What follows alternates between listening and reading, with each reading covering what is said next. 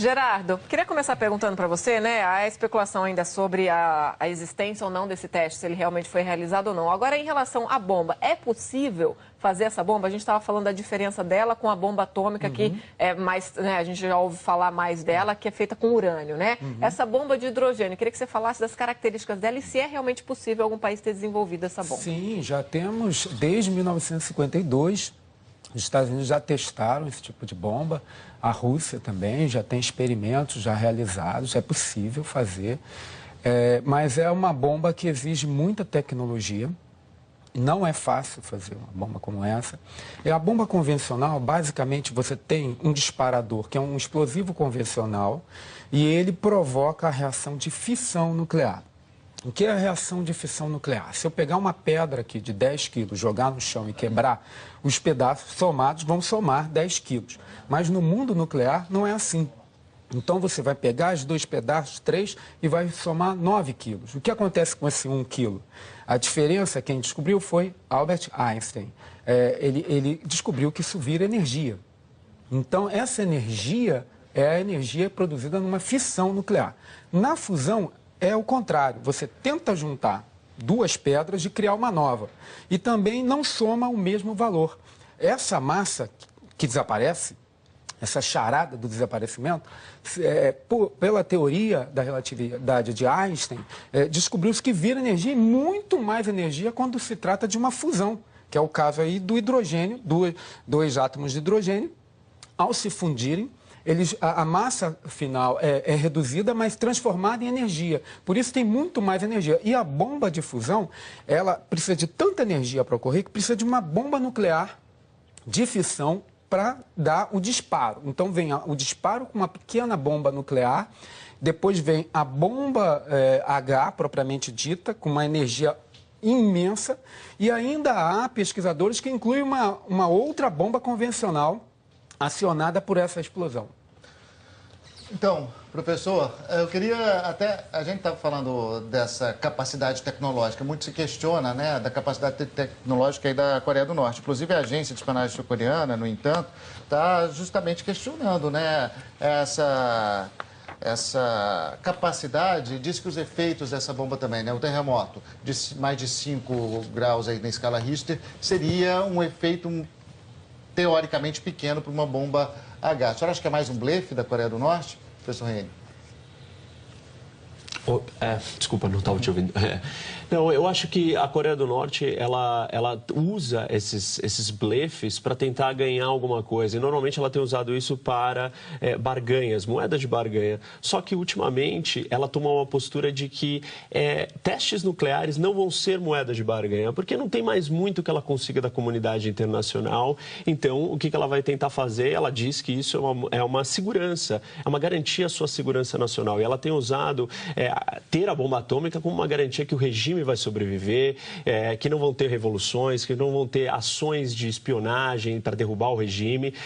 Então, ela escolheu, a partir de então, que a bomba atômica é a garantidora da sua segurança nacional. Se é ou não um blefe, é um indício de que alguma coisa está avançando no programa nuclear coreano. Pode ser que não seja realmente uma bomba de hidrogênio, mas pode ser uma outra bomba atômica com uma força maior. O fato é que nos últimos, desde 2006, a Coreia do Norte já fez 4 testes e 3 deles foram dentro da administração do Obama, ou seja, nos últimos 8 anos aí nós temos 3 testes e eles foram reais, com níveis de intensidade diferentes. Recentemente os americanos acabaram de descobrir que a Coreia do Norte foi capaz de lançar um míssil de um submarino. Então, independente da força dessa bomba, o fato é que a Coreia do Norte está caminhando e continua evoluindo o seu programa nuclear. E isso é muito preocupante para a região e para o mundo. Professor Gerardo, sobre a veracidade dessa bomba, o Serviço Geológico dos Estados Unidos detectou uma atividade sísmica fora do comum no nordeste da Coreia do Norte. Não é ainda a confirmação do teste, mas pode ser um indício. Pergunto para o senhor, como se comprova que realmente houve esse teste e se realmente é uma bomba de hidrogênio? Olha, é possível blefar fazendo testes dessa natureza. Você pode turbinar uma bomba nuclear e relatar que está fazendo um teste com uma dada quantidade com a potência e depois transformar isso numa aparente bomba H. Então, essa simulação, esse artifício, ele pode ser, sim, disfarçado, porque nós não temos lá especialistas acompanhando os testes. Isso, obviamente, não é acessível. Então, você pode produzir uma explosão nuclear tradicional e com uma quantidade maior, uma massa crítica maior, um artefato com uma massa crítica maior, e depois dizer que usou menos e tem outros artifícios técnicos para você turbinar e criar essa expectativa de uma bomba H. Ana? Não, eu queria perguntar para o professor Reni em São Paulo, porque a gente viu várias reações dos governos dizendo que foi uma grave violação da lei internacional. A gente sabe que há uma série de sanções já impostas contra a Coreia do Norte. Então, que tipo de punição extra pode ser aplicada agora depois desse teste, se é que esse teste foi verdade? Bom, essa é uma das dificuldades, Ana, porque realmente a comunidade internacional já isolou a Coreia do Norte há muito tempo. A Coreia do Norte é um dos países mais fechados, com menos relações comerciais, existem sanções há muito tempo.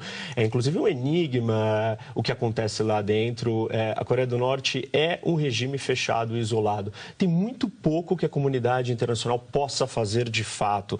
Os países que realmente poderiam fazer alguma coisa são aqueles que são próximos à Coreia do Norte, aí estamos falando da China e da Rússia. A China e a Rússia condenaram e vão condenar publicamente uma ação dessa, um teste desse, mas em termos práticos não vão fazer muita coisa, não vão pressionar, até porque a China tem um receio que o regime imploda e a Coreia do Norte acabe se tornando um problema. E é do interesse da China que a Coreia do Norte exista também para evitar que a influência do Ocidente chegue próximo da sua fronteira.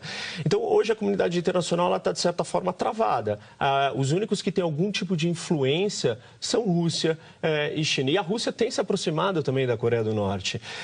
Não tem muito que a comunidade internacional fazer. Isso mostra um pouco do desafio de lidar com a questão da proliferação nuclear, porque por mais que os países se juntem e tentem assinar acordos ou fechar mecanismos de que os outros continuem desenvolvendo essa tecnologia, é muito difícil.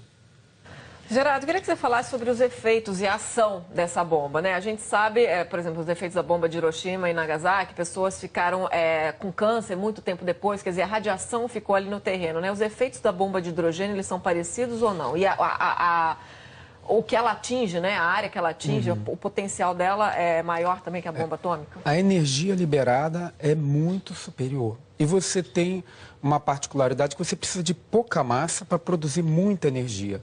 O hidrogênio é um material muito mais fácil de ser obtido do que o urânio 235, geralmente utilizado nas bombas, que precisa ser enriquecido. Além disso, a bomba H, ela tem uma característica, apesar da reação de fusão ser mais limpa em termos nucleares, em termos de radiação, é mais limpa, mas a quantidade de energia é extrema, é como se fosse um pequeno sol.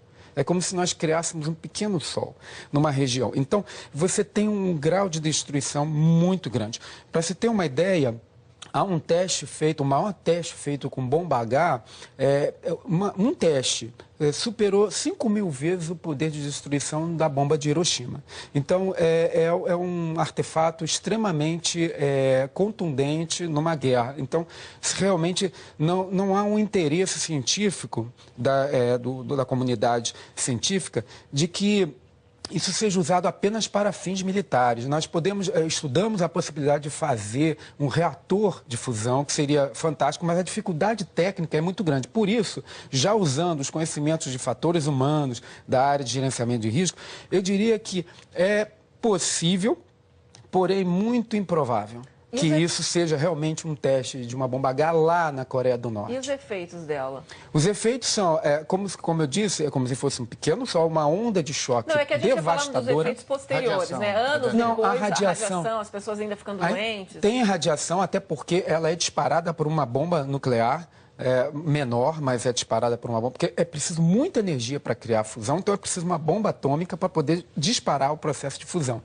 E existem efeitos de radiação, mas o pior efeito é a destruição, a devastação é muito contundente. Não se compara com uma bomba de Hiroshima, por exemplo, ou Nagasaki.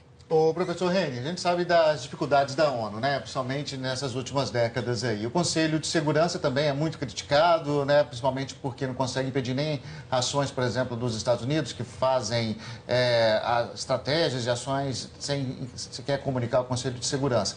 Mas o fato é que China e Rússia estão condenando esse teste que está sendo anunciado. A gente não sabe se é verdade.